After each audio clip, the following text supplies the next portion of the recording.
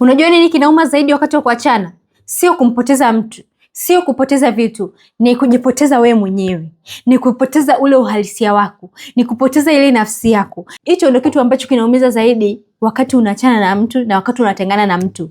Watu wengi sana wanadhani detachment au kutengana na mtu ni kutulia, ni kunyamaza, ni kujitenga naye, ni kujitenga na mazingira ambayo yamekuumiza. Hapana. Watu wengi wanadhani kujidetach ni kuachana na mtu ni kuto kujali kitu ambacho kinaendelea. Yaani unajizima data, unaona kwamba niazibe masikio yangu na niyafunge macho yangu kwenye haya mambo ambayo yanaendelea. Nisione huyu mtu anafanya nini, nisione huyu mtu kama ameniumiza, nisione kama huyu mtu ananifanyia vibaya, nisione kama huyu mtu haniheshimu. Unajizima data. Hujali mazingira, huko sio kujidetach. Kujidetach ni kujiheshimu wewe mwenyewe. Ni kuheshimu mipaka yako. Ni pale unapochagua amani, ni pale unapojichagua wewe mwenyewe, ni pale unapochagua mipaka yako, kuipigania mipaka yako kwa ajili ya maisha yako. Ni pale unapochagua kuachana na mambo ambayo yamekuumiza. Ni pale unapochagua kufuata njia ambayo inakufeva wewe kwa ajili ya amani ya moyo wako. So unajua unashindwa kuachilia kwa sababu gani? Hi, my name is Lilian. Karibu sana kwenye channel yangu. Kabla huja subscribe, hakikisha una subscribe for more video, for more content, for more empowerment and so on. Karibu sana. Kwa nini hauwezi kujidetach? Kwa nini hauwezi kutoka kwa kihisia kwa huyo mtu ambaye umeachana naye? Kwa nini hauwezi kutoka kihisia kwa mtu ambaye umeshamzoea, kwa mpenzi, kwa rafiki, kwa ndugu? Kwa nini huwezi kutoka kihisia? Kwa nini umeachana naye lakini bado unamkumbuka? Unajua kwa nini huwezi kuachana naye? Ni kwa sababu umewekeza moyo wako, umewekeza akili yako, umewekeza hisia zako, umeshazoea uwepo wake, umeshazoea attention yake, umeshazoea attention zao, umeshazoea na hang out na marafiki, umeshazoea ukiwa tu lonely unampigia, umeshazoea ukiwa tu na shida unamuomba kitu anakupa. Na sasa unaogopa kutoka yani unaogopa kukaa peke yako kwa sababu unaogopa loneliness ndani, unafeel emptiness ndani, unafeel utupu ndani. Unawaza kama hayupo itakuwaje sasa? Na mimi nimeshamzoea. Kama kiondoka itakuwaje? Lakini ukweli ni huu. Watu wengi hawashikilii watu. Watu wengi wanashikilia feelings, wanashikilia hisia, wanashikilia ile jamani, sasa akiondoka itakuwaje? Sasa mimi nitaishi maisha gani? Nimeshamzoea. Nishazoea asubuhi nikiamka nakuta good morning yake, nishazoea asubuhi nikiamka nakuta ameshanitafuta, nishazoea na hang out naye nikiwa lonely. Hiko ndio kitu ambacho kinakufanya usijidetach. Hiko ndio kitu ambacho kinakufanya usitoke kwenye mazingira ambayo yanakuumiza mpaka sasa. Hicho ndio kitu ambacho kinakufanya usitoke kwenye mazingira ambayo underestimate nguvu zako, yanakunyia nguvu zako. Hicho ndio ambacho kinakufanya usitoke hapo. Detachment haianzi kwa kumwacha mtu aende. Inaanza kwa kujiuliza, hivi hii situation imetokeaje? Imekuwaje hadi nikakutana na huyu mtu nikajiconnect naye hivi? Imekuwaje hadi nimekutana na mtu nikamzoea hivi? Imekuwaje hadi nikakutana na mtu nikampa utu wangu hivi? Imekuwaje hadi nikakutana na mtu nikautoa utu wangu, nikatoa thamani yangu nikampa, alafu yeye hajali? Hapo ndio detachment inaanza. Kwa nini namuomba upendo? Kwa nini nasubiria text yake? Kwa nini nimekuwa mtu wa kujishusha thamani yangu? Kwa nini nimekuwa mtu, kwa nini? Detachment ndio inaanza hapo. Ukiona unasubiri text ya mtu, ukiona unasubiri mtu wa kujibu, ukiona unasubiri attention ya mtu, hayo sio mapenzi. Hiyo ni attachment. Na itakuja kukuumiza kwa sababu mtu hatakuwa hapo milele. Mtu hatakuwa hapo muda wote. Mtu ataondoka. Mtu ataendelea na maisha yake. Siku kuchoka atakuacha hapo. Utaumia. Huo sio upendo. Umeshazoea attention yake, huo sio upendo. Hiyo ni attachment. How to detach? Jinsi ya kutoka kwenye attachment za kihisia, jinsi ya kutoka kwenye attachment za vitu. Wengine wamekuwa attachment na vitu. Wameshazoea simu zao. Wameshazoea kuwa attached feelings zao na watu online. Yaani umekaa na simu yako unaangalia watu online. Huyo celebrity gani kafanya nini? Sio kafanya nini? Celebrity gani afanya nini? Wewe inakuhusu nini? Umekuwa attached naye kwa nini? Kwa nini na wewe usitengeneze uwezo ambao unaweza ukautumia kujifanyia kazi kuwa kama yeye? Why?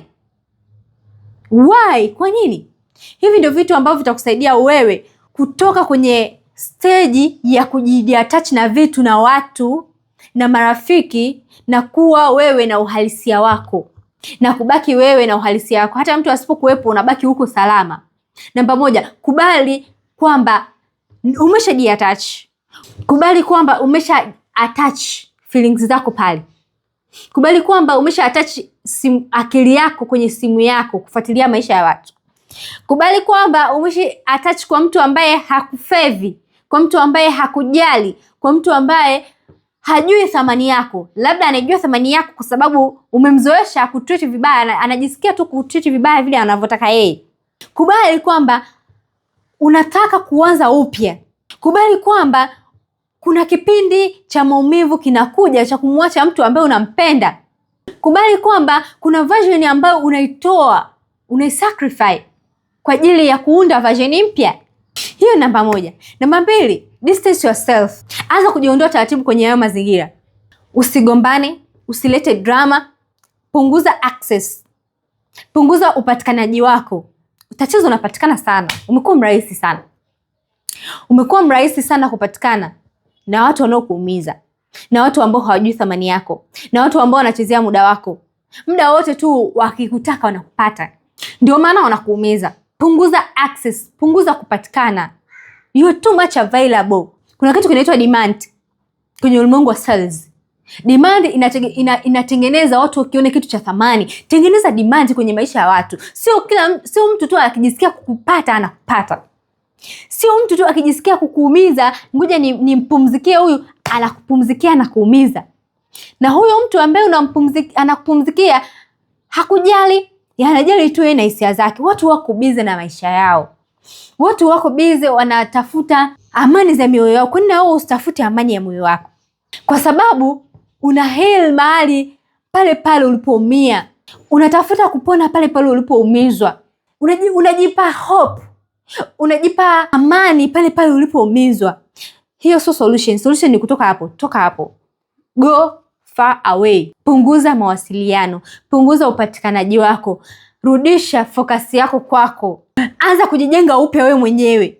Anza kujenga upya mwili wako. Anza kujenga upya maisha yako. Ni kurudi kwenye maisha yako na kujua kwamba pale nilikosea. Pale kweli nilimpa utu wangu. Pale kweli nilimpa muda wangu. Pale kweli nilimpa maisha yangu. Sasa what's next? Nataka nijirudishe mimi. Nataka nirudishe nguvu zangu. Nataka nirudishe mawazo yangu. Nataka nirudishe utu wangu. Nataka nirudishe uzuri wangu. Nataka nirudishe glow yangu. Watu wengine hawamepoteza hadi glow ya uso wao kwa sababu attach maisha yao kwa watu ambao hawafevi. Nuru ya uso inapotea. Utaipataje nuru ya uso wakati huna amani? Wakati unakaa na watu ambao hawajali muda wako, utapataje nuru ya uso? Hebu rudisha nguvu yako. Chukua nguvu zako sehemu ambapo ulipoziweka. Nenda kachukua nguvu zako sehemu ambapo ulipoziweka. Rudisha nguvu yako kwako.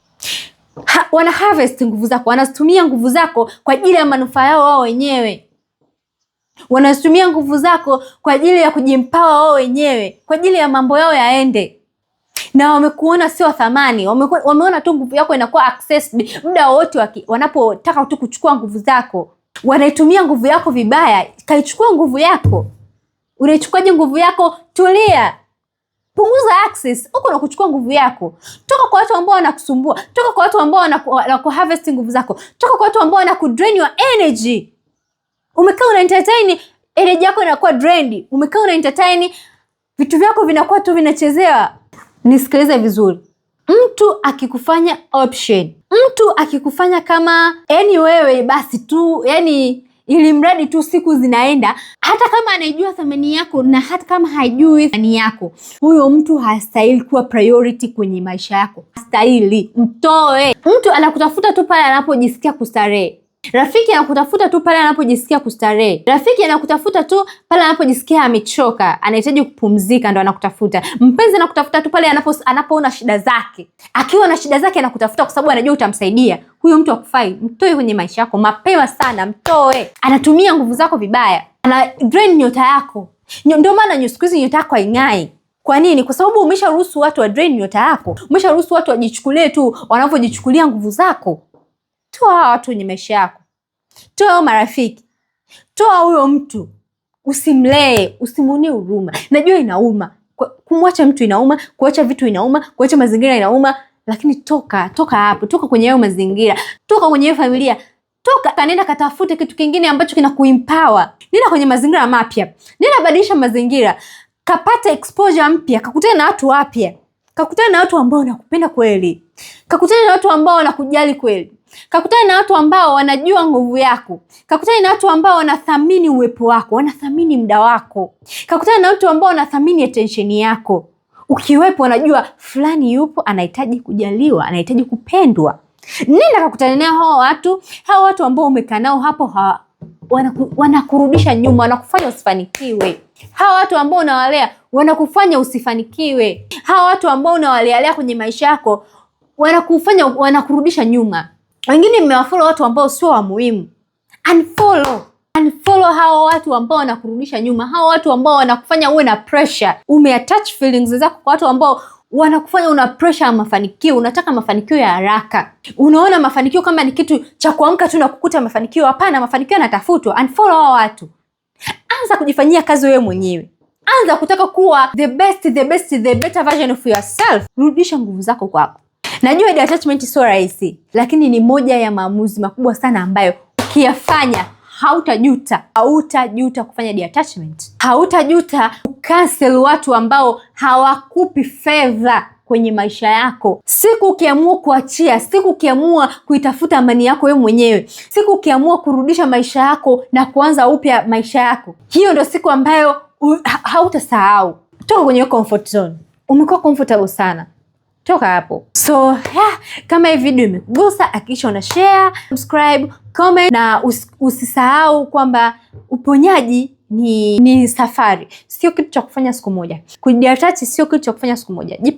Jipe muda mrefu, jiconnect na wewe. Ukishindwa leo, fanya tena kesho. Ukishindwa kesho kutwa, fanya tena kesho kutwa nyingine. Hakikisha pia unakuwa the best version of yourself. Haubaki hapo ulipo.